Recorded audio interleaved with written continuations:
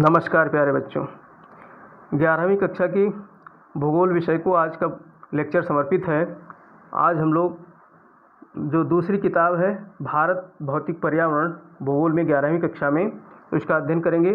इससे पहले हम लोग देख लेते हैं जो उत्तर प्रदेश बोर्ड ने जिन अध्यायों को कोरोना की वजह से 30% ख़त्म किया है, तो उनमें कौन कौन से अध्याय हैं जिनका अध्ययन हम लोग नहीं करेंगे।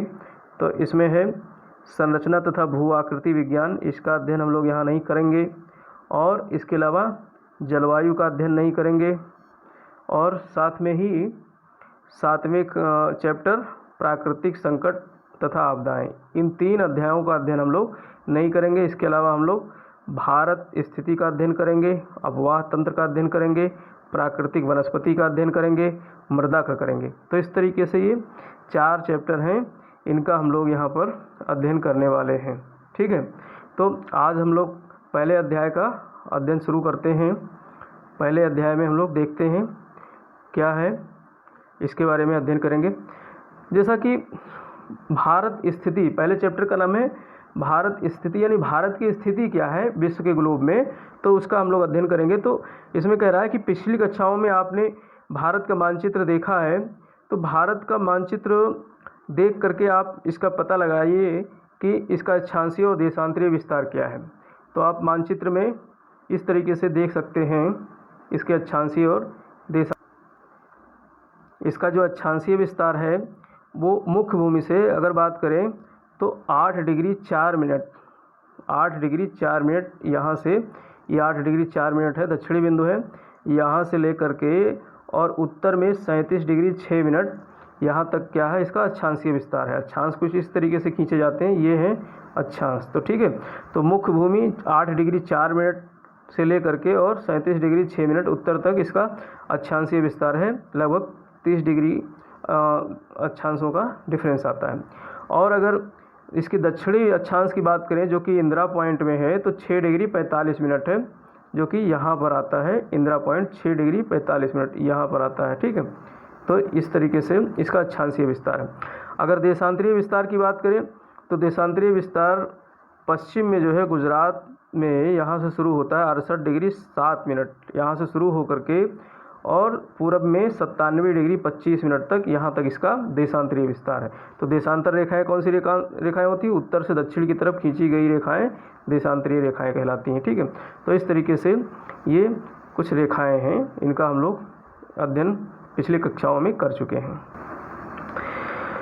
तो क्या आप इसके दक्षिणतम और उत्तरतम अक्षांशों को तथा सबसे पूर्वी और सबसे पश्चिमी देशांतरों को चिन्हित कर सकते हैं? हम लोगों ने कर लिया, इस चीज़ को वहाँ चिन्हित कर लिया मानचित्र में।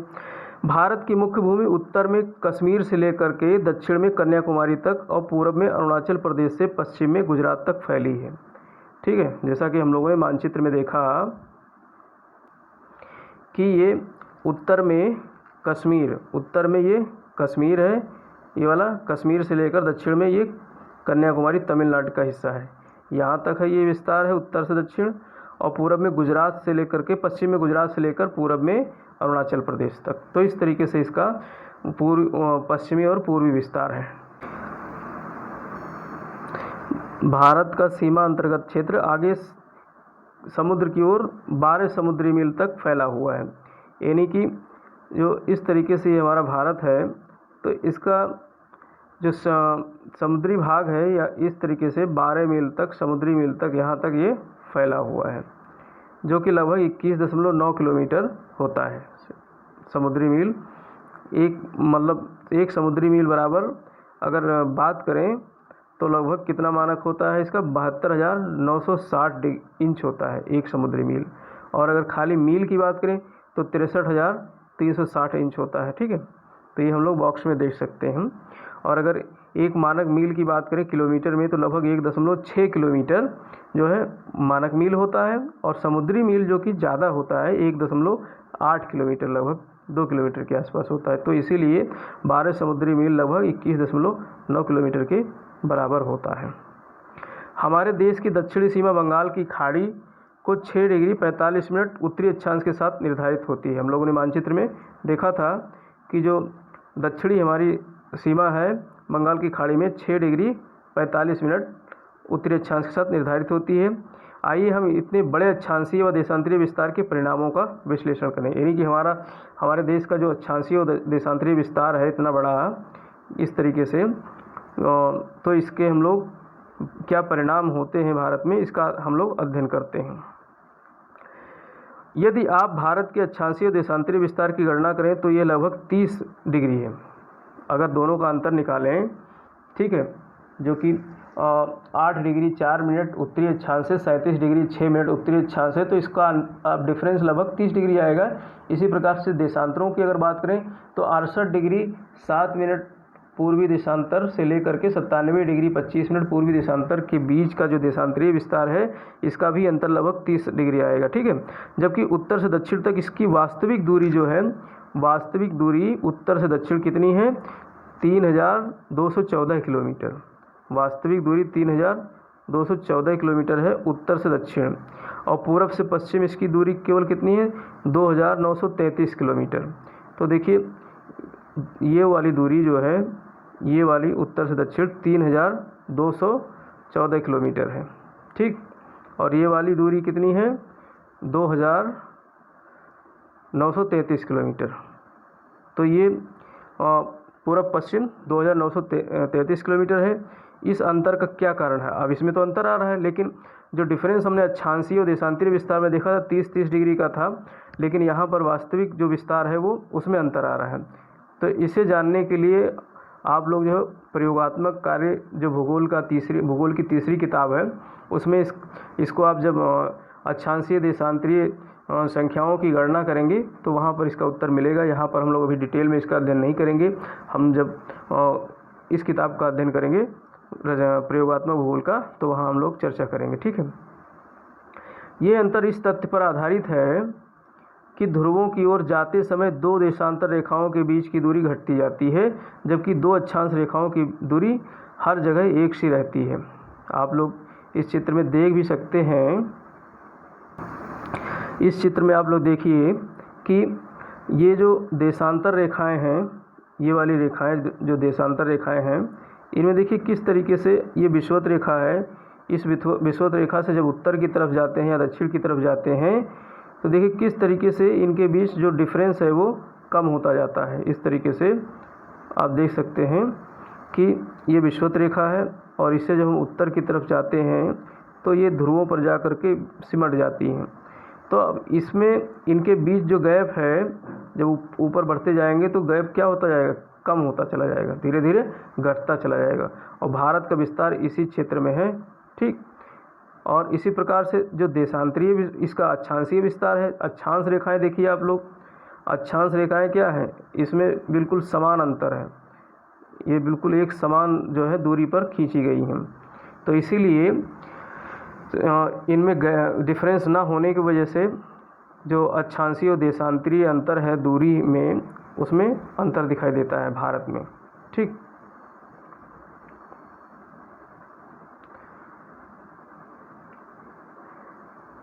अक्षांश रेखाओं के मानों से ज्ञात होता है कि भारत का दक्षिणी हिस्सा उष्णकटिबंध में और उत्तरी हिस्सा उपोष्णकटिबंध अथवा कोष्णकटिबंध में स्थित है।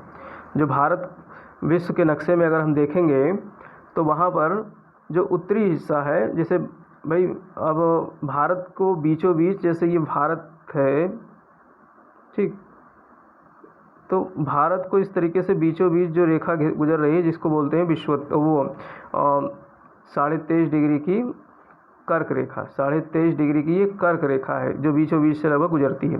तो इस रेखा के उत्तर वाला हिस्सा क्या कहलाता है, वो कहलाता है उपोष्ण कटिबंध। ये उपोष्ण कटिबंध वाला हिस्सा होता है। और इसके नीचे ये शीतोष्ण कटिबंध में, ये उत्तर में शीतोष्ण कटिबंध है और दक्षिण वाला हिस्सा ये उपोष्ण कटिबंध कहलाता है। तो इसलिए जो है इसका उत्तरी हिस्सा जो है वो उपोष्ण कटिबंध में है और दक्षिणी हिस्सा जो कि उष्ण कटिबंध में है, ये उष्ण कटिबंध कहलाता है। तो यही स्थिति देश में भू आकृति, जलवायु, मिट्टी के प्रकारों तथा प्राकृतिक वनस्पति में पाई जाती है। अब इसी कारण इसी विभिन्नता के कारण जो है भारत में विभिन्न प्रकार की मिट्टी, जलवायु, भू आकृतियाँ विकसित होती हैं, प्राकृतिक वनस्पतियों का विकास होता है इसी भिन्नता के कारण, ठीक। तो आइए अब हम देशांतरीय विस्तार और भारत के लोगों पर उसके प्रभाव का अध्ययन करें। तो जो भारत का देशांतरीय विस्तार है, इतना बड़ा देशांतरीय विस्तार है, उसका प्रभाव भारत पर क्या पड़ता है। तो देशांतर रेखाओं के मानों से स्पष्ट होता है कि इसमें लगभग 30 डिग्री का अंतर है जो हमारे देश के सबसे पूर्वी व सबसे पश्चिमी भागों के समय में लगभग 2 घंटे का अंतर पैदा करता है। अब देखिए 2 घंटे का अंतर क्यों पैदा करता है, क्योंकि 15 डिग्री के देशांतरीय विस्तार में 1 घंटे का अंतर आता है, यानी कि चूँकि 30 डिग्री का देशांतरीय विस्तार है पूर्व से लेकर पश्चिम तक, तो 2 घंटे का अंतर आएगा। अगर अरुणाचल प्रदेश में इधर साइड में, यहाँ पर अरुणाचल प्रदेश में अगर मान लेते हैं 12 बज रहे होंगे, तो यहाँ 2 घंटे का अंतर आएगा पश्चिम में। ठीक, तो इस तरीके से सूर्योदय इधर से होता है पूरब साइड से, तो सबसे पहले सूर्योदय इधर होगा, जैसे जैसे इधर आएंगे 2 घंटे का समय बढ़ता चला जाएगा, 2 घंटे का अंतर आता है। अभी आगे हम लोग देखेंगे, लेकिन भारत की घड़ियाँ जो है सभी जगह, चाहे आप यहाँ कश्मीर में हो, चाहे कन्याकुमारी में हो, चाहे आप अरुणाचल प्रदेश में हो, चाहे आप गुजरात में हो, सभी राज्यों की घड़ियाँ जो हैं उसमें समय एक जैसा ही दर्शाती हैं। ऐसा क्यों, हम लोग आगे देखेंगे। अभी आप भारतीय मानक समय से पहले से ही परिचित हैं। भारतीय मानक समय जो है ये क्या है, इसके बारे में आप लोगों को पहले से ही जानकारी है, जिसको बोलते हैं इंडियन स्टैंडर्ड टाइम जोन जो है, या इसको बोलते हैं मानक समय रेखा।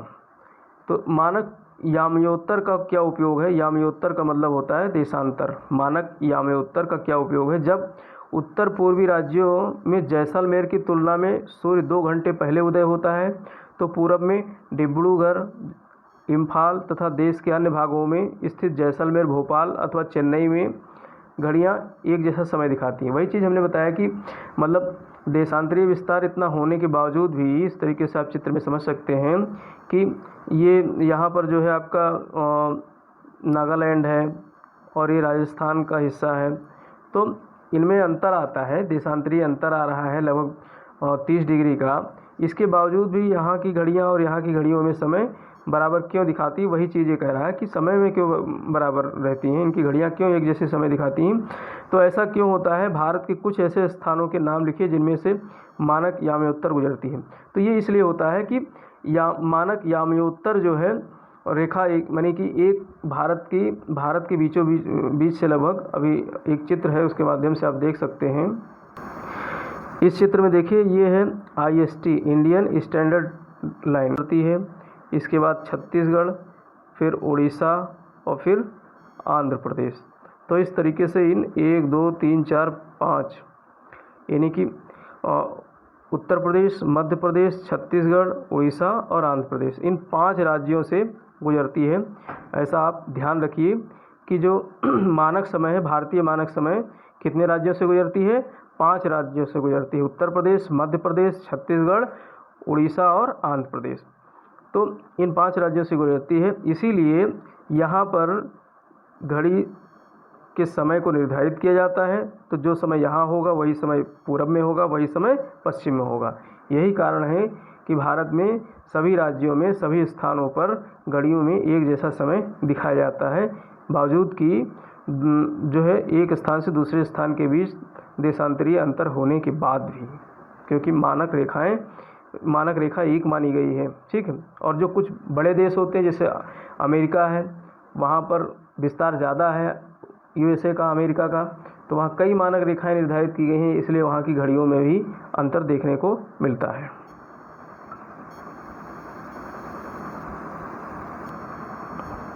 तो इस तरीके से ये इसलिए होता है क्योंकि भारत के कुछ अब यहाँ पे कुछ स्थानों के नाम लिखने हैं जिनमें से मानक याम्योत्तर गुजरता है, हमने बता दिया। अब ये देखिए बॉक्स में देख लेते हैं क्या लिखा। विश्व के देशों में आपसी समझ के तहत मानक याम्योत्तर को 7.5 डिग्री देशांतर के गुणांक पर चुना जाता है, यानी कि ये पूरे विश्व का एक स्टैंडर्ड जो है देशांतर होता है 7.5 डिग्री का गुणांक पर जो है, यानी जितना ज़्यादा देशांतरीय विस्तार होगा तो इसके गुणांक पर उतने ही ज़्यादा जो है क्या बनेंगे, यह मानक समय रेखा बनाई जाएगी।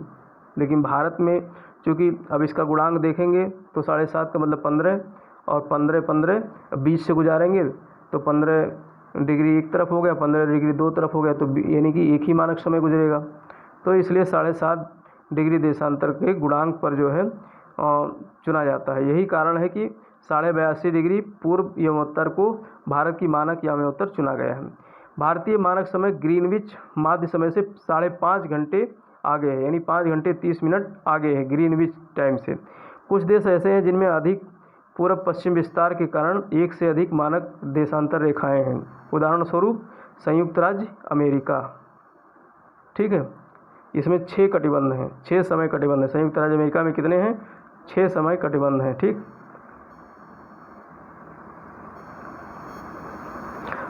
ये आप मानचित्र देख सकते हैं और इस मानचित्र का भी हम लोग अध्ययन करेंगे। भारत का क्षेत्रफल, अगर इसके क्षेत्रफल की बात करें तो 32.8 लाख वर्ग किलोमीटर है इसका क्षेत्रफल। भारत का क्षेत्रफल कितना है? 32.8 लाख वर्ग किलोमीटर है, जो विश्व के स्थलीय धरातल का लगभग 2.4% भाग कवर करता है। यानी विश्व पूरे जो ग्लोब है, उस ग्लोब का जो स्थल मंडल है, स्थलीय भाग है, तो स्थलीय भाग का लगभग 2.4% भाग भारत में पाया जाता है। इस प्रकार भारत विश्व का 7वां सबसे बड़ा देश है। भारत विश्व का 7वां सबसे बड़ा देश है। तो 6 कौन से देश हैं जो भारत से बड़े हैं? इसको हम लोग कक्षा 9 की क्लास में पढ़े थे। अभी हम लोग एक डायग्राम के माध्यम से देखेंगे कौन कौन से देश हैं जो भारत से क्षेत्रफल में बड़े हैं। तो इसमें आप देखिए रसिया है जो विश्व का सबसे बड़ा देश है क्षेत्रफल के मामले में, ठीक है। इसमें ऊपर जो है इसका एरिया दिया हुआ है। इसी प्रकार दूसरे नंबर पे कनाडा है, तीसरे नंबर पे अमेरिका है यानी यूएसए है, चौथे नंबर पे चाइना है और 5वें नंबर पे ब्राज़ील है, 6ठे नंबर पे ऑस्ट्रेलिया है और 7वें भारत है। तो भारत से 6 बड़े देश कौन से हैं? रूस, कनाडा, अमेरिका, चीन, ब्राज़ील और ऑस्ट्रेलिया, ठीक। तो ये आपको ध्यान रखना है कि भारत से 6 देश बड़े हैं क्षेत्रफल के मामले में। आकार की बात करें तो भारत के आकार ने इसे विशिष्ट भौतिक विविधता प्रदान की है। यानी भारत का आकार इतना बड़ा है कि यहाँ पर विविधताएं पाई जाती हैं, भौतिक विविधताएं पाई जाती हैं। जैसे कि उत्तर में ऊंचे पर्वत, गंगा, ब्रह्मपुत्र, महानदी, कृष्णा, गोदावरी और कावेरी जैसी बड़ी नदियां हैं। तो उत्तर पूर्व में जो है और दक्षिण भारत में वनाच्छादित पहाड़ियां हैं, जबकि मरुस्थलीय रेत के विस्तृत फैलाव हैं पश्चिम में, ठीक है। तो इसको हम लोग देख सकते हैं। और उत्तर में हिमालय पर्वत, उत्तर पश्चिम में हिंदुकुश व सुलेमान श्रेणियाँ हैं। इसे हम लोग मानचित्र में देख सकते हैं। तो ये देखिए उत्तर में जो है इस मानचित्र में आप देखिए उत्तर में ये हिमालय पर्वत है, हिमालय पर्वत का विस्तार है, ठीक है। और ये नदियों की बात करें तो गंगा नदी है, फिर जो है यहाँ पे ब्रह्मपुत्र नदी है और ये महानदी है, और फिर कृष्णा, गोदावरी, कृष्णा, कावेरी, ये सब नदियाँ हैं, नदियों का विस्तार है, ठीक है, बड़ी बड़ी नदियों का। और उत्तर पूर्व और दक्षिणी भारत में उत्तर पूर्व वाला हिस्सा ये और दक्षिणी भारत वाला हिस्सा ये सब क्या है? वनाच्छादित है, ठीक है। और पश्चिम में ये मरुस्थलीय रेत है। उत्तर में हिमालय पर्वत, उत्तर में ये हिमालय पर्वत है। उत्तर पश्चिम में हिंदुकुश व सुलेमान श्रेणियाँ हैं। यहाँ पर हिंदुकुश है और सुलेमान श्रेणियाँ हैं, ठीक है। और उत्तर पूर्व में पूर्वांचल पहाड़ियाँ हैं। यहाँ पर पूर्वांचल पहाड़ियाँ हैं उत्तर पूर्व में, ये सब पूर्वांचल पहाड़ियाँ कहलाती हैं, ठीक है। और दक्षिण में विशाल हिंद महासागर, दक्षिण में हिंद महासागर है ये इधर दक्षिण में, ठीक। तो ये सब क्या है? इनको बृहद भौगोलिक इकाई है। अगर भारतीय उपमहाद्वीप की बात करें, देखिए भारतीय उपमहाद्वीप कौन कौन से भारतीय देशों और भारत और उसके अन्य देशों को मिलाकर कहा जाता है, तो इसमें मुख्य रूप से भारत सहित 5 देश आते हैं उपमहाद्वीप में। पाकिस्तान हो गया और नेपाल हो गया और ये भूटान हो गया और ये बांग्लादेश हो गया और भारत तो है ही है। तो इस तरीके से 1 2 3 4 5 तो ये 5 राष्ट्र जो है मिल करके क्या कहलाते हैं, ये पूरा क्षेत्र क्या कहलाता है, भारतीय उपमहाद्वीप। तो ध्यान रखना, भारतीय उपमहाद्वीप में अफ़गानिस्तान नहीं शामिल है, श्रीलंका नहीं शामिल है, म्यांमार नहीं शामिल है, ये सब नहीं शामिल है। क्या क्या शामिल है, पाकिस्तान शामिल है, नेपाल शामिल है, भूटान शामिल है, बांग्लादेश शामिल है और भारत शामिल है। तो ये 5 देश मिल करके क्या कहलाते हैं, भारतीय उपमहाद्वीप कहलाते हैं। ठीक।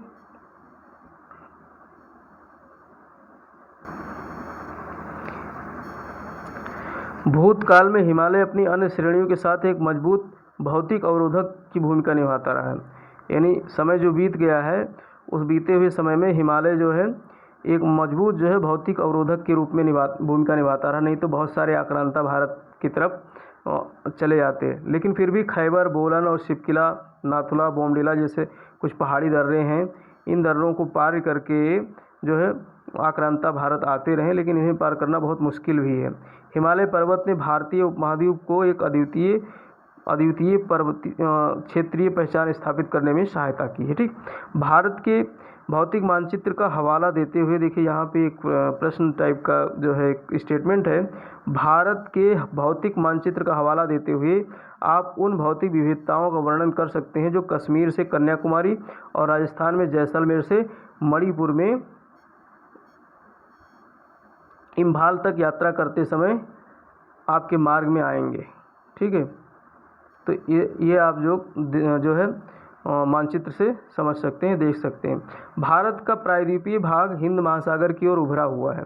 भारत का जो प्रायद्वीपीय भाग है वो हिंद महासागर की तरफ उभरा हुआ है, आप मानचित्र में देख सकते हैं।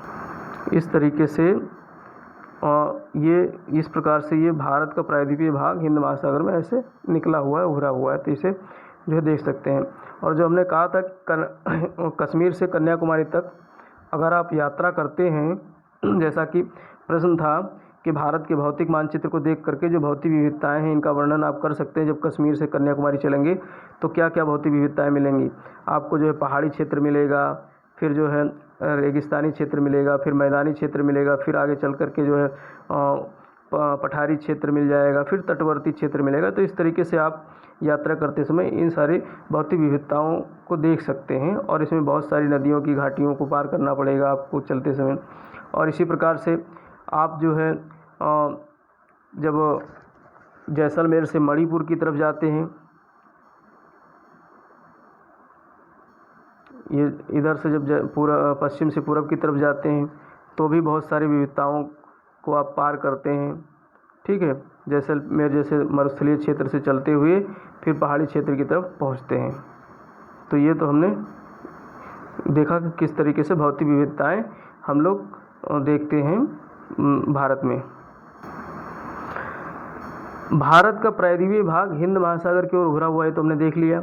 अगर संपूर्ण तट रेखा की बात करें, तट रेखा कौन सी रेखा है, तट रेखा का मतलब होता है समुद्र के सहारे लगी हुई रेखा। तो ये कितनी है, 7517 किलोमीटर है संपूर्ण तट रेखा, जिसमें द्वीप समूह भी शामिल हैं। 2 मुख्य द्वीप समूह हैं, कौन कौन से, अंडमान निकोबार द्वीप समूह तथा लक्षद्वीप समूह। तो इन सभी द्वीप समूहों और भारत के जो 9 राज्य हैं तट के सहारे लगे हुए हैं, उन राज्यों की सीमा सब मिला करके लगभग कितनी है, 7517 किलोमीटर लंबी है। आप मानचित्र में देख सकते हैं। जैसा कि ये अंडमान निकोबार द्वीप समूह है, ये लक्षद्वीप समूह है और ये तटवर्ती क्षेत्र है। तो ये पूरी सीमा रेखा मिला करके तटीय सीमा रेखा कहलाती है। तो इन्हीं सब की दूरी कितनी है, लगभग 7517 किलोमीटर की दूरी है। अंडमान निकोबार, लक्षद्वीप और मुख्य भूमि की तटवर्ती जो है सीमा, ये सब मिला करके लगभग 7517 किलोमीटर की जो है इसकी लंबाई है। अगर तट पर स्थित राज्यों की हम बात करें तो कौन कौन से राज्य तट पर स्थित हैं, तो इसमें जो है गुजरात है, महाराष्ट्र है, ठीक है, गोवा है, कर्नाटक है, केरल है, तमिलनाडु है, आंध्र प्रदेश है, उड़ीसा है और पश्चिम बंगाल है। तो इस तरीके से 9 राज्य जो है तट पर स्थित हैं। गुजरात और मुंबई, गोवा, कर्नाटक और केरल, ये तो हैं पश्चिम में स्थित 5 राज्य। और 4 राज्य जो है पूरब के तट में स्थित हैं, तमिलनाडु, आंध्र प्रदेश, उड़ीसा और पश्चिम बंगाल। तो इस तरीके से 9 राज्य कौन कैसे हैं, तट के सहारे स्थित हैं। ठीक, तो ये सभी तटीय रेखाएं कितनी लंबी हैं, 7,517 किलोमीटर, जिसमें द्वीप 2 द्वीप समूह हैं, अंडमान निकोबार और लक्षद्वीप समूह भी शामिल हैं। अब हम लोग भारत और उसके पड़ोसी देशों के बारे में थोड़ा सा जो है अध्ययन करेंगे। भारत की स्थिति जो है, मानचित्र जो 1.2 का चित्र है, यहाँ पर आप देख सकते हैं। मानचित्र में आप देखेंगे कि भारत एशिया महाद्वीप के दक्षिण मध्य भाग में स्थित है और बंगाल की खाड़ी और अरब सागर के रूप में विस्तृत इसकी दोनों भुजाएं हिंद महासागर के साथ सीमा बनाती हैं। आप मानचित्र में देख सकते हैं, ये है मानचित्र जो है। तो इस मानचित्र में आप देख सकते हैं कि भारत की स्थिति क्या है। भारत की स्थिति दक्षिण मध्य भाग में है, दक्षिण और मध्य भाग में है भारत की स्थिति। ठीक है, तो इसमें आप बंगाल की खाड़ी और अरब सागर, बंगाल की खाड़ी ये है और अरब सागर ये है, तो ये इनकी दोनों भुजाएं हिंद महासागर के साथ सीमा बनाती हैं। हिंद महासागर, ये एक भुजा ये हो गई, एक भुजा ये हो गई, और ये सब हिंद महासागर का भाग है। ठीक है, और प्रायद्वीपीय भारत की सामुद्रिक स्थिति की वजह से ही भारत समुद्री व वायु मार्ग द्वारा अपने पड़ोसी क्षेत्रों से जुड़ा हुआ है।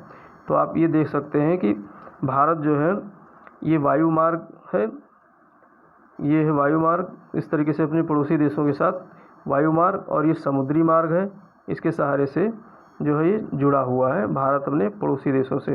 ठीक, चूँकि मध्य भाग में है, तो मध्य भाग में होने के कारण ये अपने आसपास के देशों से वायु मार्ग और समुद्री मार्ग से जुड़ा हुआ है।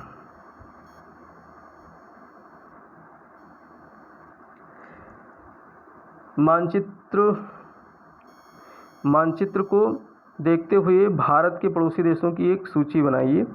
पड़ोसी देशों की सूची बनानी है। जैसा कि मानचित्र में आपने देखा, तो पड़ोसी देश का मतलब ये नहीं है कि उसकी सीमा भारत से लगती हो, जैसे कि श्रीलंका है और मालदीव है, इससे भारत की जो है सीमा नहीं लगती है, लेकिन फिर भी ये पड़ोसी देश है। श्रीलंका और मालदीव ये हिंद महासागर में स्थित 2 द्वीपीय देश हैं जो भारत के पड़ोसी हैं। श्रीलंका भारत से मन्नार की खाड़ी और पाक जल संधि द्वारा अलग हुआ है। अब हम लोग देखते हैं मानचित्र में कि मन्नार की खाड़ी और पाक जल संधि कहाँ है।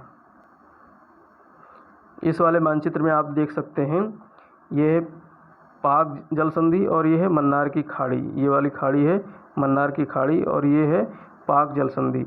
तो पाक जल संधि और मन्नार की खाड़ी से जो है ये दोनों खाड़ियाँ अलग करती हैं भारत की मुख्य भूमि से श्रीलंका को। ये श्रीलंका है। ठीक है, तो इस तरीके से ये अलग होती हैं। खाड़ी एक विस्तृत जल बॉडी है, खाड़ी ये है खाड़ी। ठीक है, और जल संधि का मतलब होता है 2 खाड़ियों को मिलाने वाली जो है एक सीमा रेखा, उसको जल संधि कहते हैं। तो यहाँ पर जो है पाक जल संधि, ठीक है, और मन्नार की खाड़ी, ये 2 जो है वाटर बॉडीज़ हैं जो श्रीलंका को भारत की मुख्य भूमि से अलग करती हैं।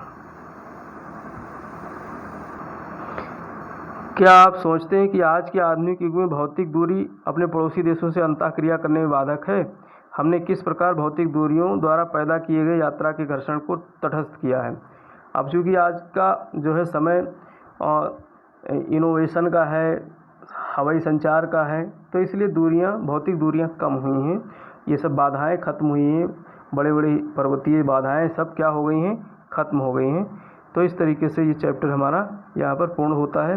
अब हम लोग प्रश्न की तरफ जो है चलते हैं, प्रश्नों को देखते हैं कुछ।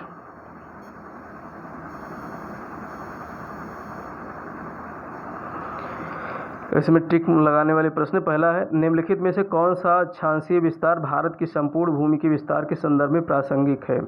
तो हमने देखा था कि 8 डिग्री उत्तरी अक्षांश से लेकर के और 37 डिग्री 6 मिनट 8 डिग्री 4 मिनट उत्तरी अक्षांश से 37 डिग्री 6 मिनट उत्तरी अक्षांश तक इसका विस्तार है। तो ग वाला इसका उत्तर सही हो जाएगा। और दूसरा प्रश्न है निम्नलिखित में से किस देश से भारत की साथ सबसे लंबी स्थलीय सीमा लगती है? भारत की सबसे लंबी स्थलीय सीमा किस देश के साथ लगती है? तो बांग्लादेश के साथ लगती है। निम्नलिखित में से कौन सा देश क्षेत्रफल में भारत से बड़ा है? हमने देखा था कौन से 6 देश भारत से बड़े हैं क्षेत्रफल में, तो इनमें चीन था एक जो है, तो चीन भारत से बड़ा है।